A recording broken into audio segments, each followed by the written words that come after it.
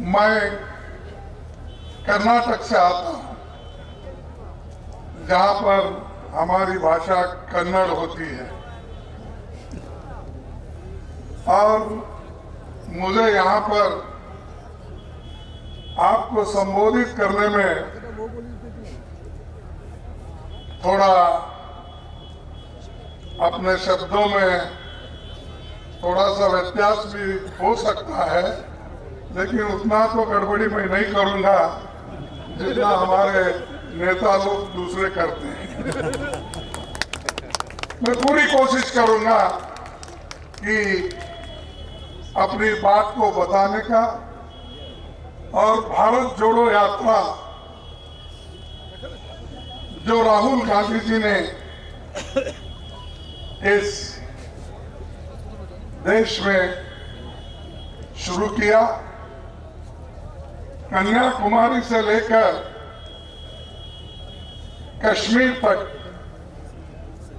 उनका जाने का जो इरादा तय करके रास्ते पे निकले, वो अब तक 3120 किलोमीटर उन्होंने कंप्लीट किया है। देश में ऐसे कम लोग होते हैं, वो भी खासकर इस युग में। बहुत से युग चल नहीं पाते और उसूलों के लिए लड़ने वालों की संख्या भी बहुत कम हो गई। जैसा कि बिहार एक जमाने में माना जाता था कि यहां पर कांग्रेस पार्टी के बड़े बड़े नेता अपने उसूलों पर चलकर इस बिहार की तरक्की की थी। खासकर श्री बाबू जो सबसे ज्यादा दिन साल उन्होंने मुख्यमंत्री पद पे रहा और बहुत से नए नए चीजों को, तरक्की के चीजों को इस बिहार में लाया और उनके साथ और भी कांग्रेस के 3-4 बड़े चीफ मिनिस्टर यहां हो गए और उसी के साथ नेहरू जी के जमाने में, इंदिरा जी के जमाने में भी जो केंद्र में 32 साल तक जगजीवन राम जी अपना एडमिनिस्ट्रेशन में कामयाबी के साथ हाथ बटाए। तो ऐसी धरती है, एक तरफ पॉलिटिकल लीडर्स, एक तरफ भगवानों की धरती। अब ये तो स्थान बहुत मशहूर है और इस स्थान के वजह से यहाँ लाखों लोग आते हैं, यहाँ के भगवान के दर्शन लेते हैं और इससे आगे बढ़ के भी महात्मा गांधी जी का एक मोहनदास करमचंद गांधी जी से जो महात्मा बने वो भी बिहारी है। चंपारण का सत्याग्रह और यहां पर से जो कांग्रेस पार्टी का एक एजिटेशन शुरू हुआ, जैसा कि आज भारत जोड़ो यात्रा राहुल गांधी जी कर रहे हैं, वैसा चंपारण सत्याग्रह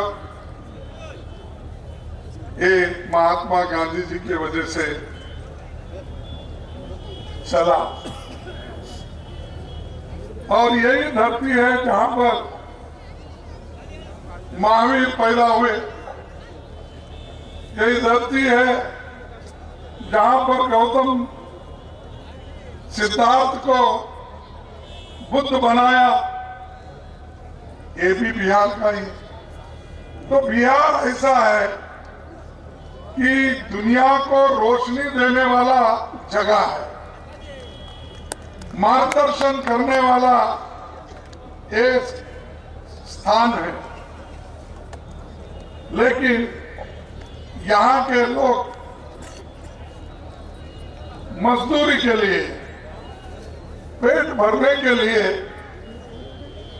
बाहर जाते हैं, क्योंकि यहाँ पर कोई कारखाने नहीं है, कोई बड़ा जो लोगों को, युवकों को काम मिले, ऐसा कोई यहाँ पर कारोबार नहीं है। और आज की सरकार तो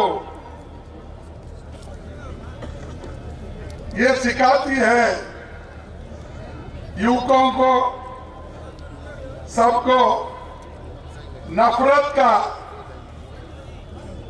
मार्ग दिखाती है, लोगों को नौकरी नहीं देती। और आज महंगाई इतनी बढ़ रही है, पूछो मत, आसमान छू रहे हैं। और हमारी आर्थिक स्थिति दिन पे दिन कमजोर होती जा रही है। चलो। और मोदी जी हमेशा हमको कहते हैं, भाई कांग्रेस पार्टी 70 साल में क्या की। अरे अगर हम 70 साल में कुछ नहीं करते तो मोदी जी आप इस देश के प्रधानमंत्री नहीं बनते।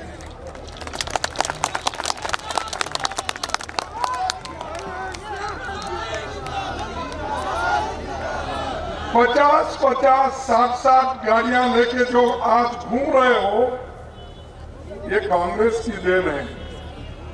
क्योंकि कांग्रेस ने जमहूरियत को बचाया, कांग्रेस ने संविधान को बचाया, इसीलिए आज आप जैसे आदमी प्रधानमंत्री इस देश के बने, और मेरा जैसा एक गरीब का बेटा भी अपोजिशन लीडर और एआईसीसी प्रेसिडेंट होकर आपके सामने है। ये हमारी देन है। आप कुछ नहीं किए, आपने आज देश को आजादी दिलाई, आप देश के लिए लड़े नहीं, आपके कोई आदमी जेल नहीं गया, आपका आदमी कहीं ब्रिटिश के खिलाफ हाथ नहीं उठाया। सब कुछ कांग्रेस ने किया, देश को आजादी दिलाई। देश की तरक्की के लिए पंडित जवाहरलाल नेहरू जी ने 5 ईयर प्लानिंग के साथ देश को आगे बढ़ाया। एम्स किसका है? आईआईटी किसके हैं? मेडिकल कॉलेज किसके हैं? इंजीनियरिंग कॉलेज किसने बनाया? आज जो बहुत से टेक्नोक्रेट हमको दिखते हैं देश के अंदर और देश के बाहर, और जब वे मोदी जी जाते हैं वहां बहुत से डॉक्टर, इंजीनियर्स वो तालियां बजाते हैं। वो कौन है? अरे जिनको हमने विद्या दी, जिनको हमने ग्रेजुएट बनाया, जिनको हमने इंजीनियर बनाया, वही लोग आपका स्वागत वहां करते हैं। वो तो आपके जमाने में तो नहीं बने आप, लेकिन उसको आप गुमराह कर रहे हैं। उनको कुछ गलत सलत बोलकर हेट की पॉलिसी, एक दूसरे के खिलाफ समाज को तोड़ना, धर्म के नाम से अलग करना, गरीबों को कुचलना, ये काम बीजेपी का है।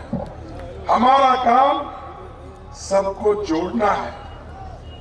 भारत जोड़ो, इसीलिए ये यात्रा यहां से प्रारंभ हम किए हैं और ये कम से कम 1200 किलोमीटर ये चलने वाला है और बोध गया में इसकी आखिरी समापन होगा। तो ये काम हम करते हैं, शांति से लड़ते हैं। लोगों को आज उनके जो तकलीफात हैं, आज जो इतनी बेरोजगारी है, महंगाई है, ये आवाज कांग्रेस पार्टी उठा रही है। लेकिन बीजेपी हमेशा झगड़ा लगाने की कोशिश करते हैं, कुछ ना कुछ। अरे हम अगर जिंदा रहे तो ही आगे बढ़ेंगे ना। पेट भर गया तो ही भगवान की भी पूजा याद आती, पेट खाली तो भगवान भी याद नहीं आता।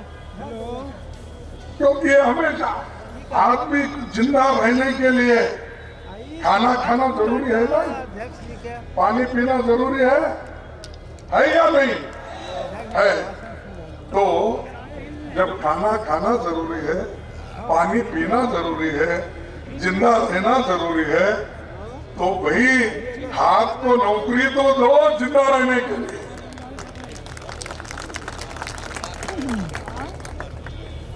नए नए स्कीम लाए।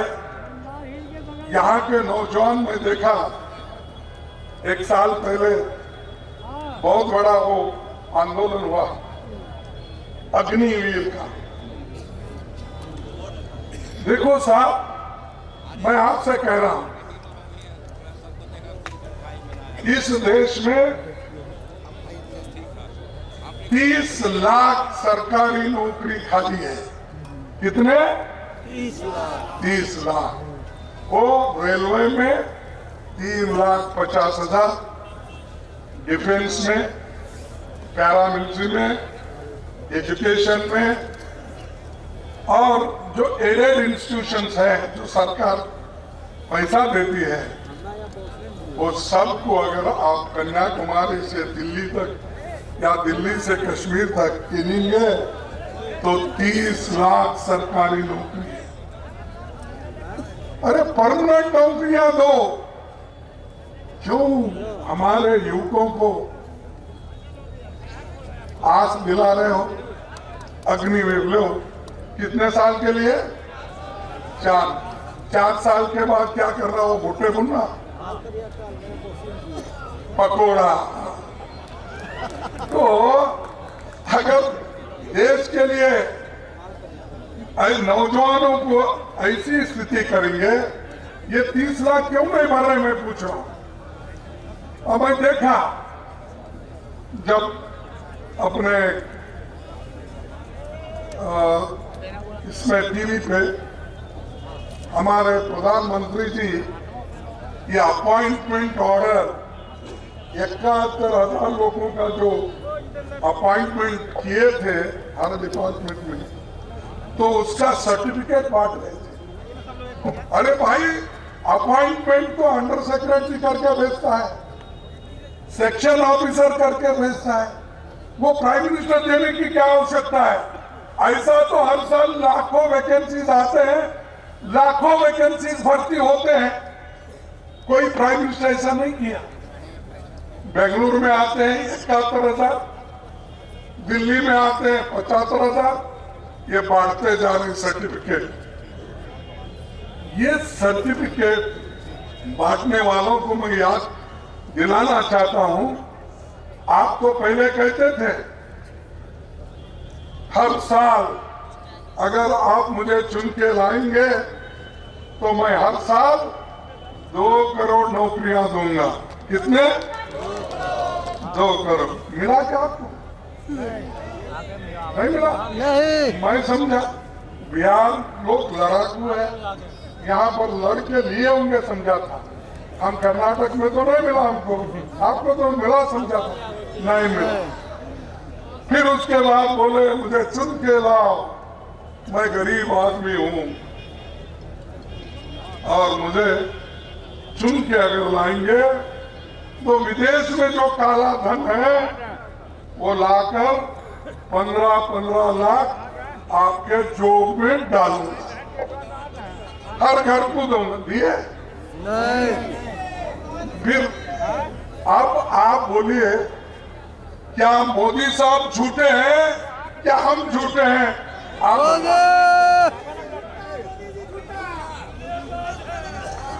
लेकिन फिर भी मोदी को क्यों नौजवान लोग वोट डाल रहे समझ में नहीं।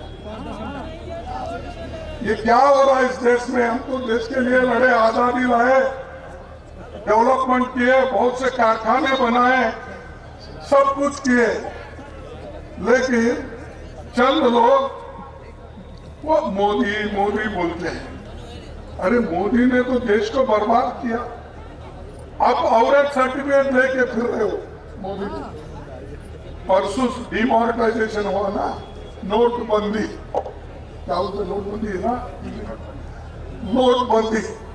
सुप्रीम कोर्ट में जजमेंट आया, जजमेंट आने के बाद वो बीजेपी के लोग हर टीवी में जाना, देखिए नहीं हम जो किए थे वो सुप्रीम कोर्ट ने अपहेड किया, सुप्रीम कोर्ट ने बहाल किया। अरे बाबा, ड्राइविंग लाइसेंस मिलने से अगर ड्राइवर ठीक ढंग से गाड़ी नहीं चलाता तो एक्सीडेंट हो जाता है।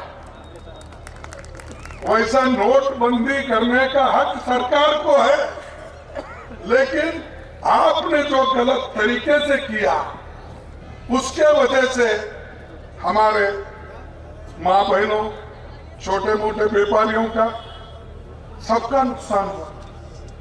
देश को आर्थिक व्यवस्था उसकी बिगड़ गई। लेकिन आप वो सर्टिफिकेट बता रहे, सुप्रीम कोर्ट ने कहा, इसीलिए हम जो किए वो ठीक है। कोई आपके सरकार के अथॉरिटी को चैलेंज नहीं किया। चैलेंज इस बात का हुआ, अरे भाई नोटबंदी करने से देश का बहुत बड़ा आर्थिक नुकसान होगा, यह हमने कहा। इससे उद्योग जाएंगे, गरीब लोग परेशान हो जाएंगे, किसान परेशान हो जाएगा, माँ बहनें जो हमारे बचा के रखे थे वो खत्म हो जाएगा, ये हमारा कहना था। ये पीड़ा हमने बताई, लेकिन मोदी जी, बीजेपी कभी नहीं सुनी। तो इसीलिए देखिए, बिहार से खाद गायब हुआ, सब एक एक करके गायब हो जाएगा। अगर मोदी ऐसा ही करते रहेंगे और आप बर्दाश्त करते रहेंगे तो उंगली दिए तो आदमी को निगल लेते हैं। ऐसे बीजेपी पार्टी है। इसीलिए मैं आप तमाम लोगों को यही बताना चाहता हूं कि हम जो लड़ाई लड़ रहे हैं, ये भारत जोड़ो यात्रा, नफरत छोड़ो भारत जोड़ो, ये इसलिए कर रहे हैं कि देश एक होगा। एक होकर अगर हम काम करेंगे, मिल के काम करेंगे, तो देश की तरक्की भी होगी, देश एकता के साथ रखेगा, देश सबके लिए होगा। इसलिए हम ये चाहते हैं कि इस देश को हमको बचाना है, एक रखना है और प्रगति के साथ आगे बढ़ना है। तो दोस्तों, मैं और ज्यादा वक्त न लेते हुए मैं एक छोटी सी कविता, या उसको आप शायर बोलो, कविता बोलो, कुछ भी बोलिए, तो कर्मवीर कभी नहीं घबराते, कर्मवीर कभी नहीं घबराते, आपत्ति और अंगारों से वीर क्रांति कर देते हैं अपने शुद्ध विचारों से। ये हमारा शुद्ध विचार है। सबको साथ ले चलने का हमारा विचार है, सबके साथ सबको जोड़ने का हमारा है। तो इसीलिए ये भारत जोड़ो यात्रा जो राहुल गांधी जी कर रहे हैं, और यहाँ फिर आप हाथ से हाथ जोड़ो, और ये भारत जोड़ो की यात्रा जो आज हमारे कांग्रेस प्रेसिडेंट के नेतृत्व में जो चल रहा है, इसको आप सभी से मजबूत कीजिए। और वो नए प्रेसिडेंट बने हैं और उनके नेतृत्व में हम चाहेंगे हम तीनों गठबंधन के लोग स्वाभिमान के साथ एक जगह रहे, सबको जगह मिले। ऐसा न हो एक ऊपर एक नीचे, एक उधर एक इधर नहीं। जैसा एक आदमी स्वस्थ बनना है, अगर आपको स्वस्थ दिखना है तो उसके आंखें भी ठीक रहना, उसके हाथ भी ठीक रहना, उसका सर भी ठीक रहना, उसके पैर भी ठीक रहना, पेट भी ठीक रहना, तभी तो वो एक परफेक्ट आदमी बनता है। वो परफेक्ट रहेगा और देश के लोगों को, बिहार के लोगों को सुख और समृद्धि से आगे बढ़ाए। तो इतनी